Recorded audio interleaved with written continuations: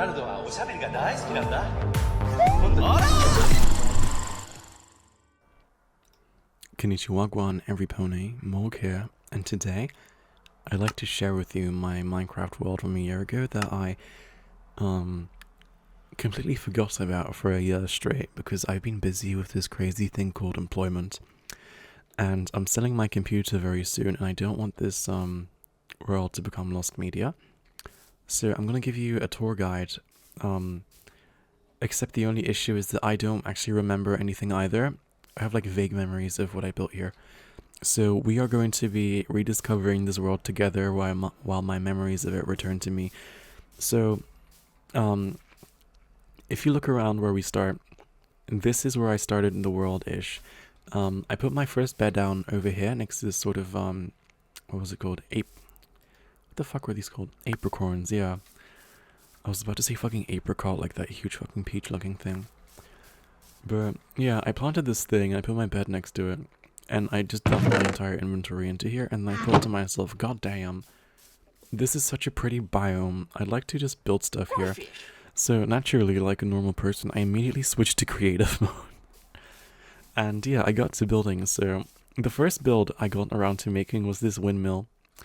And if we fly up into the air and we kind of just like look around, we can see this like a very fantastical sort of whimsical fantasy design.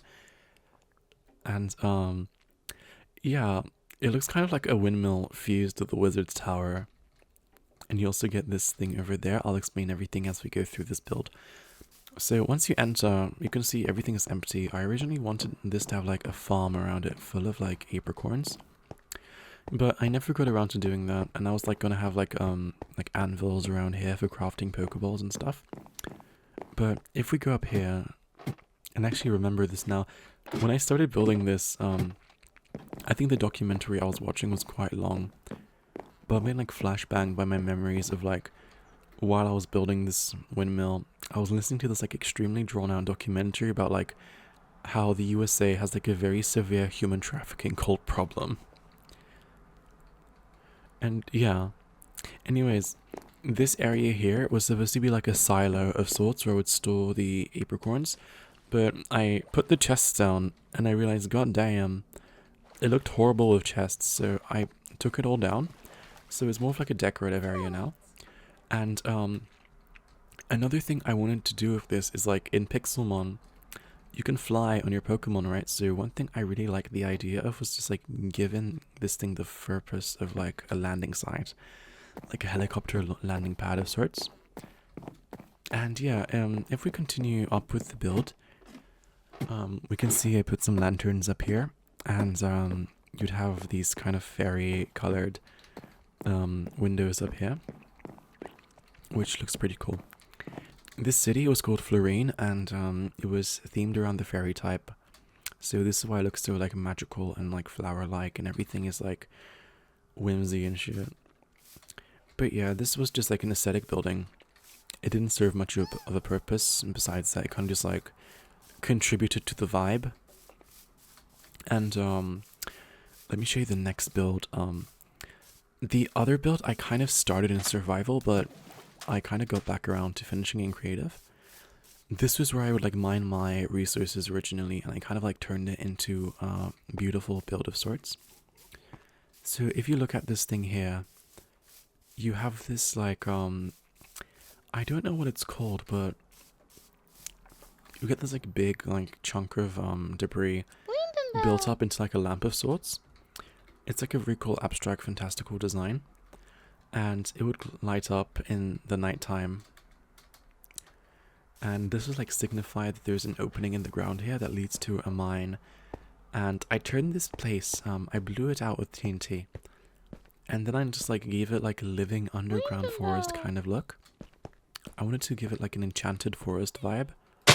So yeah, and I made like roots come through the ceiling, and I put some trees underneath. And I filled it with like flowers and mushrooms and jack-o'-lanterns and pumpkins and everything in between. What the fuck is that noise? But yeah, this was like a little elevator that doesn't actually work and sucks you into your death because I'm actually horrible at building. And if you just go down there, this is where I'd mine diamonds and shit. But I switched to creative, so there was literally no point to do that. And if we climb back here, you'll see that I put like this little like decoy. Genuinely, what the fuck is that noise? Is it this thing?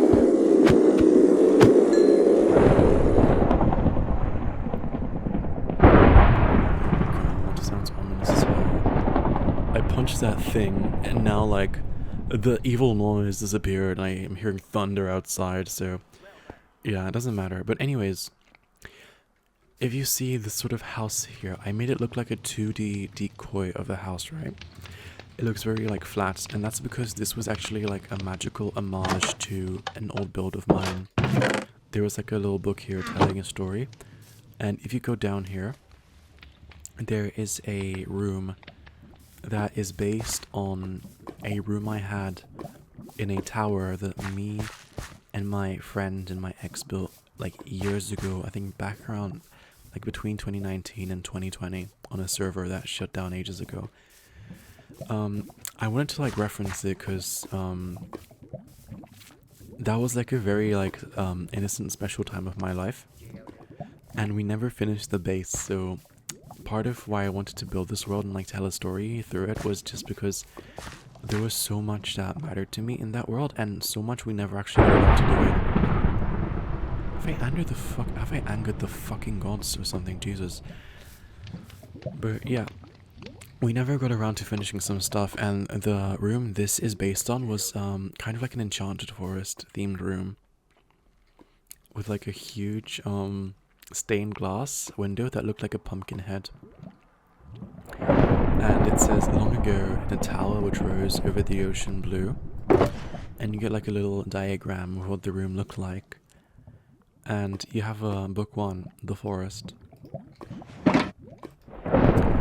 Long ago, in a tower which rose above the ocean blue and pierced the clouds above, in the darkness of twilight a forest bloomed, watched over by spirits of night, until dawn came once more. And the dawn came, and we never logged on again. So yeah, this is the room. It's like a visual reference to the old base, and there's a secret passage, I mean, that takes you to this overgrown room that didn't used to look like this. I put some vines down and they spread everywhere. And yeah, I put like a little pumpkin here that resembles the old stained glass window of the tower. And there's a little pumpkaboo here as well. And yeah, if we climb back out of here, because we're basically done here. This was just referencing one of the floors.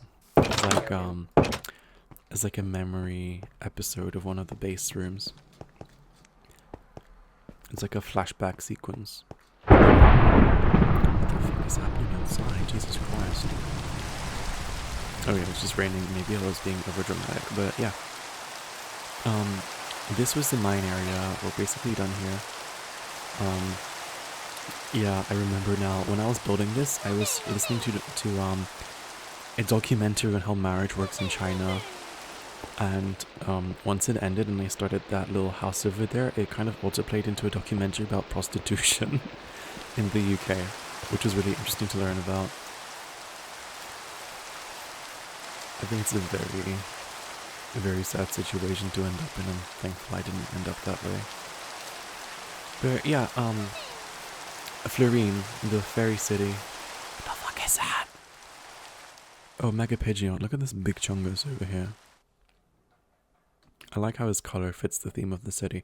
But yeah, Florine was supposed to be the starter city of the adventure. And the first quest will take place in this little hut over here. And you go in here and you look in the chest, and the quest is called Rainbow. It's a pretty long pre-exposition. But basically, yeah, you'd go into here, you'd read the story. You talk to this child over here called Jamiroquai K. Rowland, initials completely not referencing anybody at all, and he'd say, "Welcome to my fungal funhouse, my mushroom metropolis, the home of all friendly fungi." Actually, it's fungi. Learn to read, jackass. And he'd say, "Except black mold. And I don't like the way he says it. I haven't seen my sister since the black mold infections began in Whisper Spring Forest. And Whisper Spring Forest was an area, like a little sub-area, to the north of, Florin. And it was just over here, and, yeah. You'd press this button over here, and it would mark the area on your map, and it says, following the mysterious experience of a famed storyteller in the woods of Whisper Spring, sightings have been reported of strange black infections taking hold in the woods. And yeah, you get like a marker on your map, or you were supposed to, but I never implemented that because I'm a chud. And you'd go to this forest over here, and you'd see that this redwood forest, I mean, was like slowly getting infected with mycelium. And as you follow the trail, you could see like lots of like black blocks representing black mold. And it would take you to the sort of like heart of the infection that was like covered in this shit, and like would have like tendrils sticking out of the ground and like mushrooms everywhere. And this shit was so bad, it was like spreading up the trees and everything. And it would have like 1,000 like mycelial eyes, which the lights were representing. And before I show you this chart over here, I'll show you this little circus tent I built. And the story was like, the sister of the man was a famous writer and storyteller, and she went over to Whisper Spring Forest to reminisce her childhood for her new story. And that's when the black rain hit. And oh my fucking god, everything is annoying me in this game. Everything's so loud. And basically she'd go into Whisper Spring, and the black rain came, and it caused her to develop a severe fungal infection in her lungs, which eventually lead to her body being taken over by the mold, and she became a creature of pure like malice. Like, she was no longer human. She was basically just a host for a parasite that took over her body completely, and her mission was spreading the mold everywhere. So she kind of like set roots in the ground, and she stands at the core of the infection, and it's spreading from her. But if we go back to the tent over here, I think I did a pretty decent job building it. It's not like a pyramid with the sticks sticking out, so I think that's a pretty big W for me. But yeah, if we go inside, you can see just like it's derelict and like covered in webs, and oh no, it's a dead body. Look at the blood on the floor. It's redstone out, and you can just see a skull. I don't know why, because she's there, so I didn't know why I put her skull here. Maybe I wasn't thinking at the time. And there was supposed to be like a table here with like more lore that was like her notes, and like explain how like the black rain came and her body was like losing strength, and she felt so weak, and like there's something in her mind that isn't herself. And we get like progressively more demented and insane. But anyways, yeah, this was the first boss, I don't know, boss or like challenge encounter in the game. Kind of like gym leaders in Pokemon, but not like gym themed. It was more like they'd follow the theme of the quest. And this one was the battle that set to level 16, so it was like really early game. The team this Chad used over here, the sister of the author back in Foreign, she'd use a team of Pokemon that is like completely mushroom themed, like Parasect and all that, because there's quite a few of those in the game. I know this was like way more than I ever thought, but I don't remember the rest of them off the top of my head because I'm kind of stupid. But yeah, if we go back to Florine, what is there? Oh yeah. What haven't I shown you? Let me show you the entrances. So if we go over here, the only ways to access Florine was like if you had like a little boat and you traveled through the stream over here and just like swam through, and it looked pretty nice in the day, but right now it's raining up the arse and it's also night.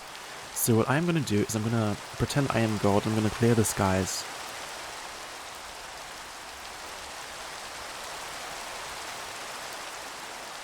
And yeah, as our world gets yassified, I'll show you the next part of Florine. The thing with Florine is just that so much of it never got done, and I moved on to different areas of the world. But I'll show you what I have, because it was pretty cool. There was another quest in Florine. Basically, there was this abandoned home And basically there was a grave somewhere around here in the city of Florine. And I'm gonna try to find it before I do anything because it's like really important to the story. I just don't recall where I put it over the top of, oh yeah, it's here. So it would say, here lies DD, question mark to 2025, the freakiest freak who ever froke. And I just remember like when I was building this, the Diddy stuff was still like super fresh, and me and my friends were like joking about it because it was so fucking absurd, like how the guy used to order like literal like industrial quantities of baby oil for nefarious reasons. But yeah, let me show you this. This was an abandoned house, and this was the house of DD, who had a very similar sounding name to a man. And you'd go here, and there was this blocked off area of sorts that you couldn't access because it was too overgrown. And it held like a pretty cool secret, but I'll show you second. If you go here, you can see there's like this massive wall of paintings, and part of the character building for who DD used to be was that he was a painter, and he had a huge art collection. And if you sneak through here, there's like a secret little area, and like a sign that says, "Oh no, you found my secret chest." That is all here. And I think I didn't speak English properly at the time. I mean, I still don't, but yeah, yeah, it should be like, that is all that is here. Sorry, English is my third language. And there was like just a painting in here, like a fucking nothing burger. And there was a secret area down this pit that I won't show you because it's not YouTube appropriate, because it's like a Diddy reference. That's like, now that I look back at this, because I've kind of grown up and shit, I feel like this was like before my growing up saga where I matured mentally and finally started fucking adulting. This was like peak fucking stupid like humor that I don't like anymore. Like, I kind of don't find Diddy jokes funny anymore, or Epstein jokes, but like I find the sheer absurdity still kind of funny sometimes. But yeah, this would send you out on a quest to retrieve a lost painting, and this would like send you out to another city that was the ghost city. And I never ended up actually building it. But yeah, once you discover the ghost city, you go to like another building and you fight a boss that was like a painter that would collect them, and he believed that paintings would like capture the souls of the people painted. And you'd fight him, and he had like art themed Pokemon like Smeargle and shit. And you get like a painting and you put it up here. I don't know how that would be like implemented, but like you put it up on this post here, and it will like unlock the area here. And this will let you access the abandoned derelict gardens. And yeah, it was just like a little area here, and you have this little shrine here that will let you summon Celebi. And Celebi is a Pokemon that's based on like time travel and shit. So you could like get one, and like in the story you'll be like, oh, you brought Didi back to life and he can paint again or something. I don't know, I never thought this far ahead. But yeah, the idea of every city was that it had like a certain amount of quests that would like progressively get like harder with like big level gaps. So it would force you to not do everything in the... Is it shiny? No. Basically, it would force you to explore other cities, and the quests would like intertwine the cities. Like you couldn't do the painting quest here in Florine, you had to go to the ghost one. And yeah, let me think, what else was there? Oh yeah, I was talking about quests, and once you would finish every quest in the game, and by the game I mean in a city, what this would do is it would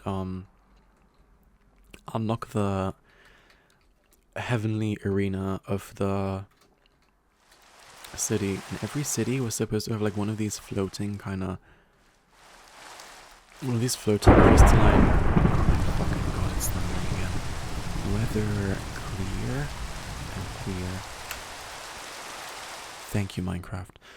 But anyways, yeah, you would get these like floating platforms where you'd fight stuff, and every city had like a mayor or like a dedicated gym leader of sorts. Except instead of a gym, they'd have this fucking mystical platform in the middle of the sky. And this was like the raw channeling of like pure fairy energy. And this was like the ultimate like showdown of the city. And I think you would get up here in an elevator or something. No, you have to fly up here then. And yeah, you had like a PC here that you could access. And yeah, you'd get your team ready. I don't know if they had like a healing station or something.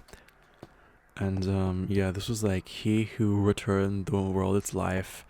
And this goes into the deity lore of every city, which I'm gonna get into like after this because it's really interesting. But yeah, you'd go to this platform and you'd face off against the head of the city, and yeah, you would have like crystals everywhere, which is pretty cool. And yeah, you'd like throw your Pokeball at them from across this stream, and it would start like a really hard monotype fairy battle. And on second thought, I think I made a really stupid design mistake by putting the beacon like directly in front of them so it obscures your line of sight. But basically, yeah, you'd fight this person in every city, and every city had a different leader. And they'd use like a monotype team, in this case in Florine was fairy. And they'd use like a very weakened form of the deity. And once it would change something in that forest over there. So once you defeated this child over here, and you defeated the manifestation of the deity, you would get a very interesting item. If we fall down to the ground from here, and we go to the forest, ignore that massive tower, that's like later on in the story, so just like focus on the big trees right now. This was called the Forest of the Lifebringer, and basically, in terms of deity lore, there were 13 cities for each type in the game, and every city had like a legendary Pokemon that was like a representative, not a fucking representative, why am I being corporate? That had like a deity figure that was like the guardian of the city and its people. And for Florine, it was fairy, and it was based on Xerneas, and it was called the Life Giver. And it would have like a shrine on the outskirts of every town. So for example, for Florine, you have like these huge trees, and you'd find this place over here. And the beacon wouldn't be shining, but you would find this like little area called the Shrine of the Life Giver. And you'd once you defeated the manifestation of the Life Giver's essence in that battle, you'd basically unlock something interesting. And the beacon would light up, and if you go through here, you would have noticed that a humongous fucking tower would have like climbed out from the water, and it spawned this like heavenly staircase that ironically I completely miscalculated, because it doesn't even go all the way to the top, so you get this like kind of like shitty white staircase going around this tower, but like only halfway through almost, and like you just climb a ladder for the rest of it. I really like what I did with this tower. I like how it's made of obsidian, but has like a crystal embedded into it, and it's just like glowing with shroom lights. And it also has like craters inside, which kind of adds to the magical feel of it. But yeah, if we go back to the staircase and we like climb up the ladder, you'd have the top of the tower here. And basically, whenever you'd complete all of the quests in a city, you'd unlock the end game quest for whatever. Fuck, what am I saying? You'd unlock the city's endgame quest, and yeah, there was like a super boss at the end you had to beat, and to do that, you probably would need like some busted legendaries. And it's fucking raining again. And yeah, for Florine, this was the tower or something of the life giver, and it would like let you climb up here. And I had like this little microbiome I made where only fairy types spawn. And yeah, you got like some magical bullshit going up in the sky. And you had like another statue of it here. But the actual interesting thing is that once you climb this tower, it would actually lead you to a pocket dimension that was like a fairy type pocket dimension. And if we climb up here, basically this was like a pillar, and if you stand down here and you press it, it teleports you into yeah, the fairy type pocket dimension. And I think I kind of fucked up this area. Like, I like how I made the reality borders here. I think it looks like really magical and abstract and like surreal in a sense. But I kind of just threw down the same trees I did for the forest, and they kind of just like clip into the thing, which is awkward. But yeah, if we go back to where we spawned, and we climb down the staircase, you'd look around and you'd see that there's a lot of stuff going on here. First and foremost, you have like this humongous beacon shrine here that gave you some buffs. It gave you some speed. And you had like this humongous fairy power crystal here. And if we turn to here, this would be the exit, and you could basically just like press this button and it takes you back to the shrine. But the cool thing about these pocket dimensions is that they served one specific purpose, and that is to prepare you for the endgame fight. And I'll explain now what the deity lore was. So I mentioned earlier that every city of the 13 cities had like a deity, right? But this story was actually going to have like a mirror counterpart as well. There are 13 cities in the overworld and 13 cities in the underworld. And every time you'd clear a city in the overworld, in the underworld counterpart, it would unlock like a evil counterpart of the city. So like, for example, I don't remember how it was going to be. I think it was like, what the fuck was it about? I think it was like, yeah, so there were like cities of the overworld, and then like you had shit going on in the underworld that was also the same type. So like, you'd have Xerneas as the guardian deity of the overworld protecting Florin. But then in the underworld, which was also like Giratina's like mirror dimension, or like, what the fuck was it called? I don't remember what they called it in the game because it's been like so long. But basically, yeah, I think there was like another fairy type Pokemon, and they weren't legendaries. They were just like very strong Pokemon that represented the underworld counterparts, and they represent like the darkness of all the elements. Like, for example, like if I recall correctly, the overworld had like a land story in a city I never built, and it was like guarded by Groudon, and then like it had an underworld counterpart that was like guarded by some other bullshit. I think it would have been like, what fucking other ground legendaries are there? I'm telling you the lore now. You can probably tell I was like giga autistic at the time, and I've kind of normied out. And I don't remember any of this anymore. I've been like neurotypical recently. Even though you can't really achieve that without like experimental brain surgery that doesn't exist. But yeah, it would have been just some like other underground ground type bullshit.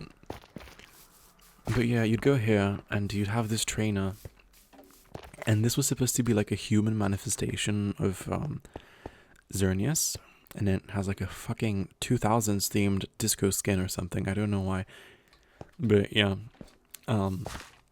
you'd fight these guys after every endgame quest, and they were like extremely over leveled. Like, even these guys were like super boss tier. Like, they were insanely hard battles. But that was just like preparation for the final boss, which was insane. But yeah, you get amazing rewards as well. Like you'd get like crazy shit. And I think these were actually like really unfair as well, because I think the level cap in this was like 100, and these guys would be like 100 and I think 150. So yeah, it was just ridiculous. But it was possible. You just had to like cheese them with some bullshit. I did not think these battles through. I did kind of just like half-ass them. But yeah, the most interesting thing about these pocket dimensions was that they would let you farm legendaries. So because Xerneas was the legendary of Florine, once you go to this dimension here, you see this little like spawning chamber and this little like structure over here. If you press the button here, it will just spawn you a Xerneas, which I found really cool. And you can literally just like spam this.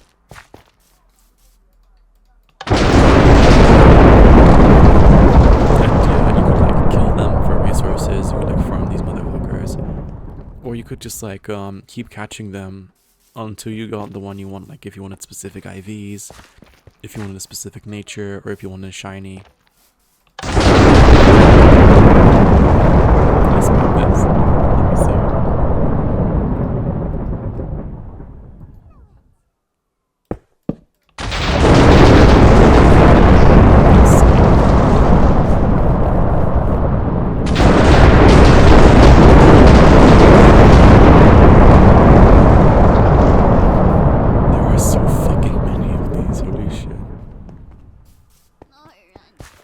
But yeah, that's about it.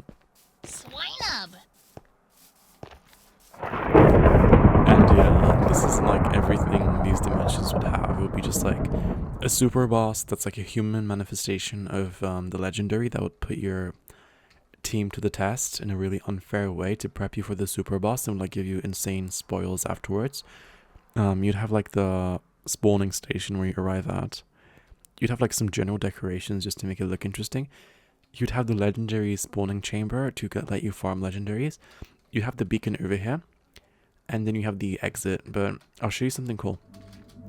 If you stand on the crystal, I'll show you kind of like the behind the scenes of this build. So if we ascend, if we look smacks and ascend, we can like look outside and see what these look like in the overworld, because these aren't actually pocket dimensions. I just built these things like really, really far away from anything else. So this was like pretty far from spawn for like my standards. And yeah, it was just like this humongous like ring in the ground that I built everything underneath. And it's like lined with bedrock. And I think it looks more interesting in daylight. I don't know why it keeps fucking thundering down in here.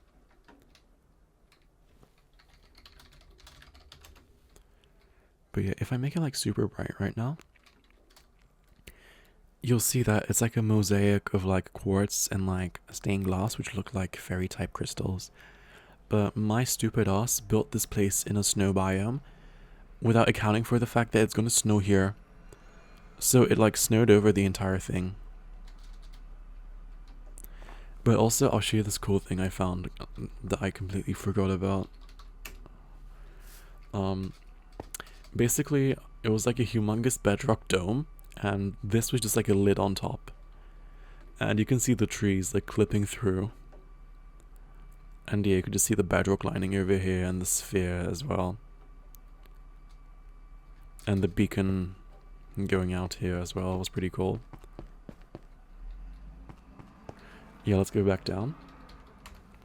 So once we've returned down to this little pocket dimension, where the fuck is the exit, bro? I'm getting lost. Yeah, you go back here and you just like stand on this one, and you press the button and it takes you back to the Shrine of the Life Giver. And yeah, that's basically it for Florine. I don't think I built anything else around here, or at least I didn't get to, because I still had some cool ideas that I might build another day if I do actually get back to this world, if I do save it and transfer it to my new PC. But personally, I've been kind of busy like living life and being employed and kind of like money maxing, so I wouldn't count on it personally, so I'll leave that up to your imagination. There were so many quests I wanted to put here but never ended up doing. But the cool thing is this wasn't the only city I managed to get around to building.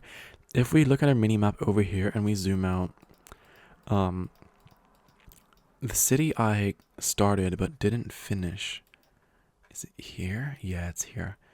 I wanted to make the water one, but I wanted to theme it around like Atlantis, right? So if I just like teleport to this island over here in the middle of fucking nowhere, you'll see we found ourselves in this frozen sea, right? So you'd be like swimming along on your Gyarados or some bullshit, and you'd see this beam over here just like beaming into the sky, and you'd see that humongous tower as well. And yeah, if you look down, this looks way more interesting at night.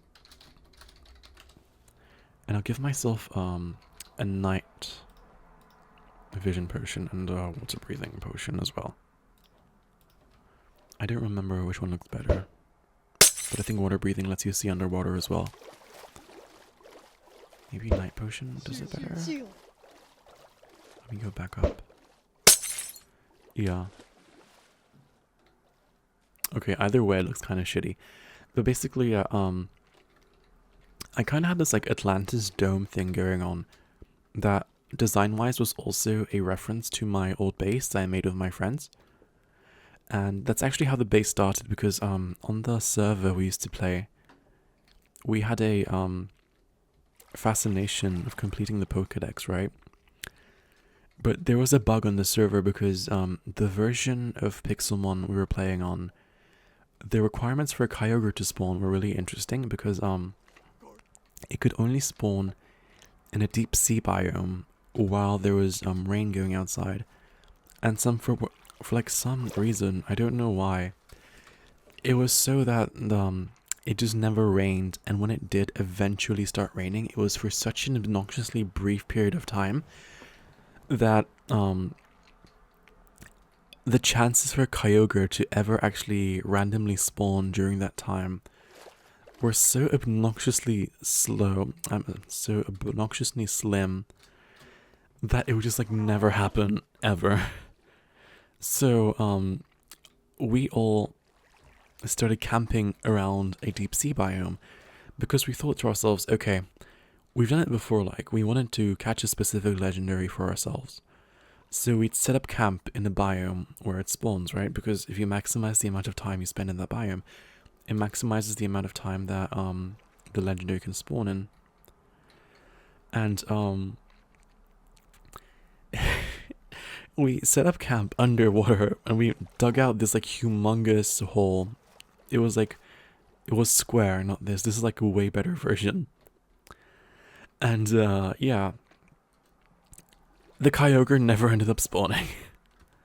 So we just kept waiting and waiting, and like weeks turned into months, and we just keep building this humongous base. And yeah, I tried to kind of like reference it here because we had like a Kyogre themed like glass dome over the square, and this time I made it a diamond. And I tried to give us like this cool sort of kelp / tentacle looking design motif above it as like a seal for the lid, just holding it down. And you have like the same color scheme of like lanterns as well. This like imitates the color hue of Kyogre, but also has like some cyan mixed into it. It looks kind of more organic with the water. And yeah, you'd basically just like swim down here on whatever you were swimming on. And you'd swim down into this beacon here. And you'd fall down through this sort of like waterfall here onto this like little island in the middle of the water underground here. And this little thing here is a reference to another part of that water base. Me and my ex dug out the hole from like the bottom of the seafloor down to bedrock, and we gave it this like water pool at the bottom, and we called it our Magikarp farm because nothing except like Magikarp would ever spawn in there for some reason back then. And yeah, we just like wait there for Kyogre to spawn and just like catch Magikarp in the meantime, and it was like a super good food source. And yeah, this reference is just that part of the base. I was gonna like decorate this prismarine as well. I think I dug out this layer to decorate it with something else, but I only ended up decorating just the underground part of this. So you have like crosses over here and some like Greek Atlantis style theming over here. I did build this like reimagining of the base myself alone, so I hope it kind of does justice to what we had going on back then, because this is kind of like, that base back then was kind of like the ending days of my childhood and teenage years. And part of why I put so much effort into this world was because it was kind of like a memory thing for me. It wasn't just the fact, it was like me remembering these kind of really special moments from my childhood. It was also me mourning my ex because it's a long story. I was with them for I think around half a decade. It's kind of hard to give you a rough timeline, but like it was kind of like a weird I don't know, we weren't like always official, but like we were together eventually. I don't know, I never really counted the days until it was over. But when I was 18, they passed away, and it kind of fucked up a lot of things for me for a while after. But yeah, I ended up like growing anyways as a person, and I got past that. It was a hard time. It was a hard time in my life, but I am glad that at least I can like remember the good days. There were good days and there were bad days, and there were horrific days and absolutely horrifying stories I could tell you someday, but part of me is glad that it's over in a sense, but part of me will always remember this person, and I try to remember them through this. But yeah, if we look at the roof here, you have like this cool diamond pattern, and you have these Kyogre fins going like through, and they unite in the middle. And they also like droop down from the ceiling in like these kind of cursed tendril ways. And they also like loop down the pillars here. And this kind of reminds me of like the fungus stuff from Florine, but in my head here, this was more like sort of like a crystallic motif that looked like octopus tentacles or something, and like a mix of like octopus tendrils and like kelp. And it has like these little glowing things at the tip. But yeah, this base, this like underwater part is like especially a reference to my ex, because especially with all the fucking crosses. I mean, it's kind of obvious what's going on, but yeah. I've mentioned before, and you've noticed this in the books probably, tower that came over the sea. If I get a boat, I like the purple one. If I take this boat here, there was this like channel that you take, and it would take you to a tower I never got to finish, but the tower was the biggest part of our original Atlantis build, and yeah, I think I was supposed to mine this out, but never did. But yeah, it would take you here, and I would put like redstone as like a visual guide, but here you can have like hold on, let me get more potions going. Oh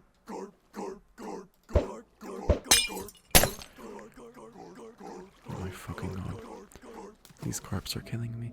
But yeah, here you can have like a multi-layered stained glass kind of window into the void, and you had this beacon over here, and if you look up you would have like notice that this is a very big tower, but I never got around to finishing it. I wanted to like imitate the style of our old survival tower, with like multiple floors, doing the same kind of like visual motifs that we had back then, because this tower especially was just like in memory of them. But if we go up here, I only ever got around to kind of starting the top floor, and yeah, the thing with the top of our tower originally was that it kind of had like a throne that she liked to sit on top of, and like she'd battle people there. And I tried to sort of fuck, I fell down. I tried to fuck. I'm not good at this. I tried to kind of mimic its shape in like the little spikes. I don't remember what these are called. I think they're called battlements. I tried to sort of merge this shape of the throne into the battlements of sort.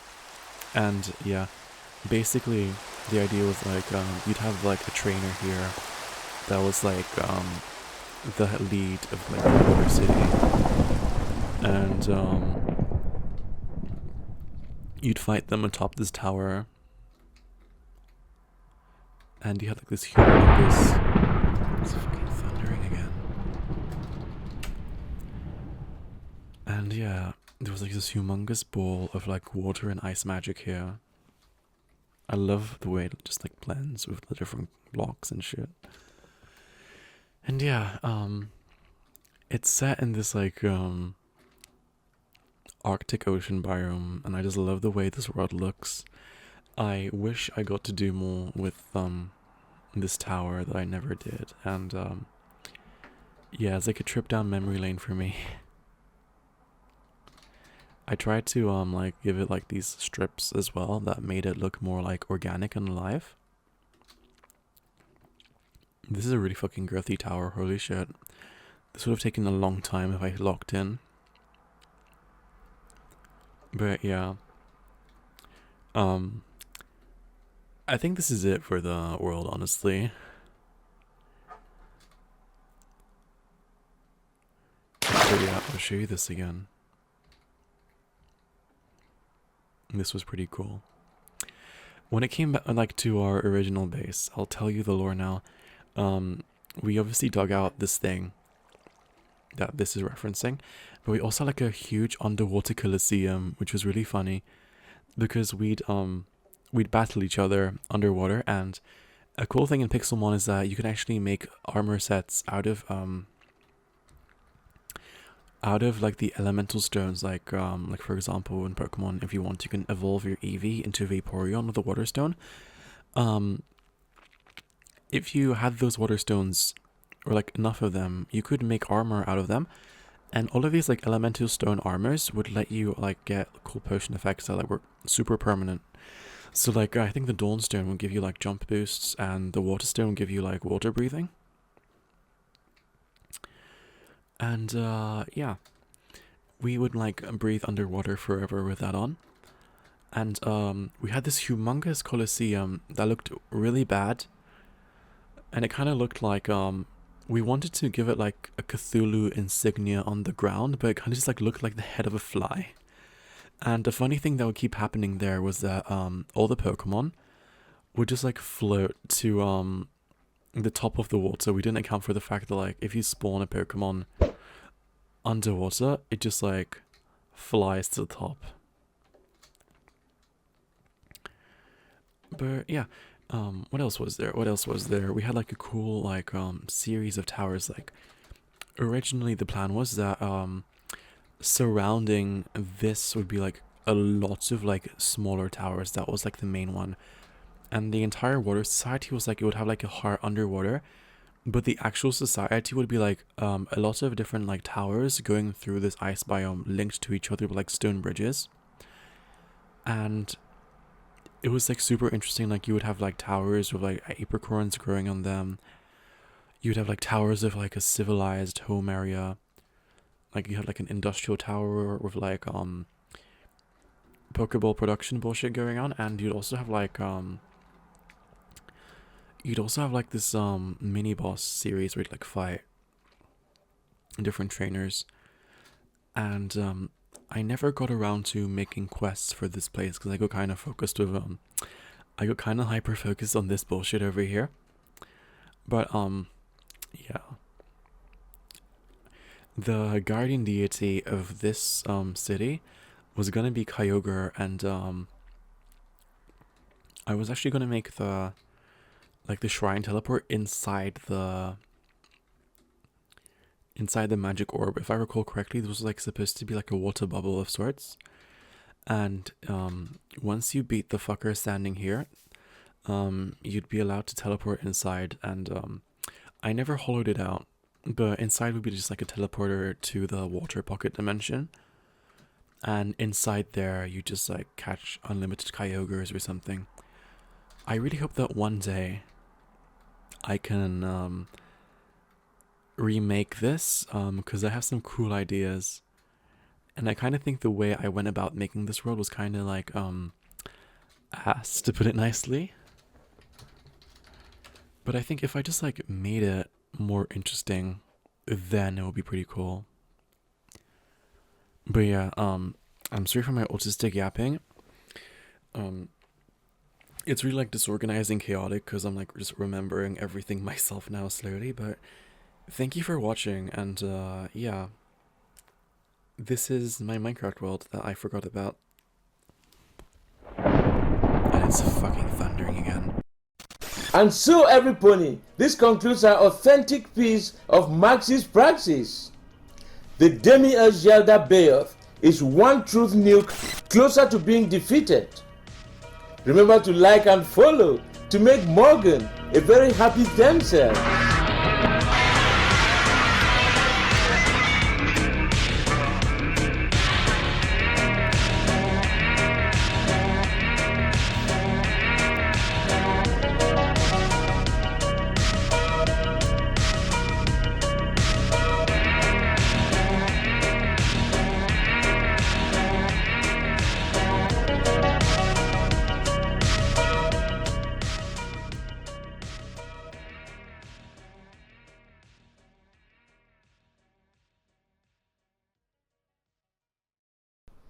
Karl Marx is rolling in his grave, but the real movement is saved.